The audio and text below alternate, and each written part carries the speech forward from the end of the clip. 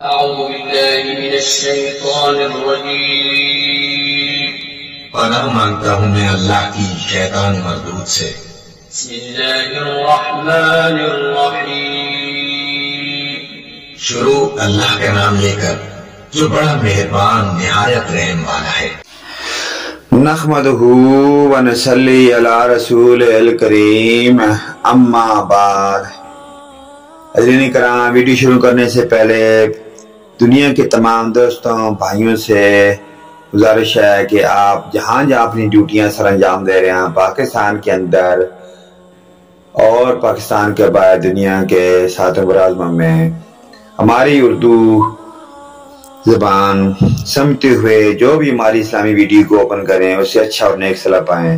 ہماری ویڈیو کو لائک اور سبسکرائب ضرور کریں اور ساتھ لگے گھنٹی کے آل کے بٹن کو ضرور دبا دیں تاکہ جو بھی ہم نئی اور اچھی اور نئی اسلامی ویڈیو جو بھی یوٹیوب کی نظر کرتے ہیں تاکہ اس کا آپ کو نوٹیفیکیشن ملتا رہے، تاکہ آپ اچھی نئی ویڈیو سن کر آخر میں اچھا اور نیک صلاح پائیں اور ہمیں بھی اس کا اچھا اور نیک بدلہ دیا جائے۔ تو چلیے ناظرین، اسلامی ویڈیو کی جانب چلتے ہیں۔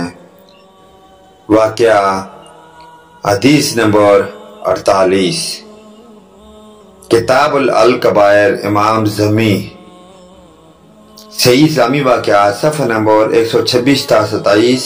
موضوع ہے سیاہ ہاتھ یعنی کہ کالے ہاتھ۔ یہ ہماری آج کی ویڈیو کا موضوع 126 تا 127 سے یہ حدیث لی گئی ہے، واقعہ حدیث نمبر 48۔ تو چلیے ناظرین ویڈیو کی جانب چلتے ہیں۔ محمد بن یوسف فریابی سے مروی ہے کہ میں اپنے ساتھیوں کے ہمراہ ابی سنان رحمۃ اللہ علیہ کی زیارت کے لیے نکلا، تو جب ہم ان کے پاس ہاں پہنچے تو انہوں نے فرمایا کہ میرے پڑوسی کا بھائی فوت ہو گیا ہے، لہذا چلیں اور اس کو تعزیت کریں۔ چنانچہ ہم اٹھے اور اس آدمی کے پاس پہنچے تو ہم نے اس کو دیکھا بہت رو رہا ہے اور شور مچا رہا ہے۔ ہم بیٹھے افسوس کیا اور اس کو تسلی دی، لیکن وہ نہ تو تسلی قبول کرتا اور نہ افسوس۔ ہم نے کہا کیا تجھ کو معلوم نہیں کہ موت ضروری رستہ ہے اور اس سے کوئی چارہ نہیں؟ تو اس نے کہا ہاں ٹھیک ہے، لیکن میں اس بات پر روتا ہوں کہ جس پر میرے بھائی کو صبح شام عذاب ہو رہا ہے۔ ہم نے کہا کیا عذاب ہو رہا ہے؟ تم کو اللہ پاک نے غیب پر مطلع کر دیا ہے؟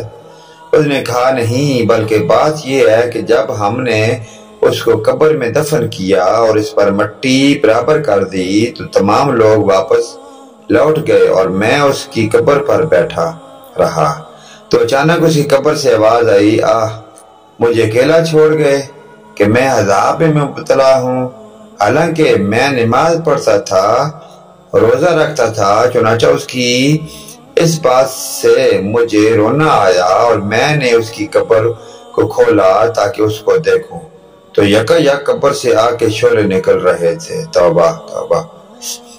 اور اس کے گلے میں آگ کا طوق تھا۔ اللہ پاک ہمیں آخرت کی فکر عطا فرمائے۔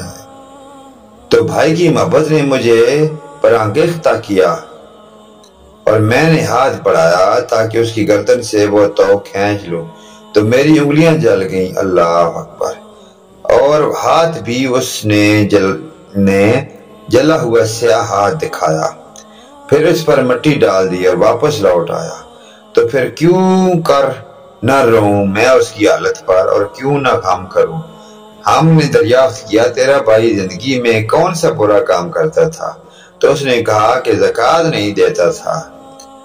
تو اللہ پاک ہمیں آخرت کی فکر کرنے کی توفیق عطا فرمائے۔ تو ناظرین کرام، آپ نے حدیث نمبر 48 سنی، سیاہ ہاتھ، کہ اللہ پاک کا حکم یہی ہے کہ اپنی مخلوق کو دنیا میں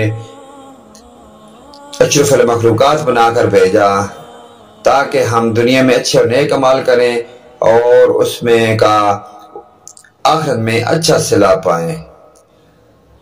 تو ہمیں چاہیے کہ دنیا میں اچھے اور نیک عمل کریں، مخلوق خدا سے محبت کریں، زکوٰۃ دیں، نیک عمال کریں، جو اللہ پاک کی طرف سے ہمیں حکم دیا گیا ہے اس کے فرض ادا کریں، اس کی نعمتیں کھا کر، تاکہ ہمیں دنیا میں بھی اس کا اچھا صلہ ملے اور آخرت میں بھی اس کا اچھا اور نیک صلہ پائیں۔ اللہ پاک ہمیں آخرت کی فکر کرنے کی توفیق عطا فرمائے۔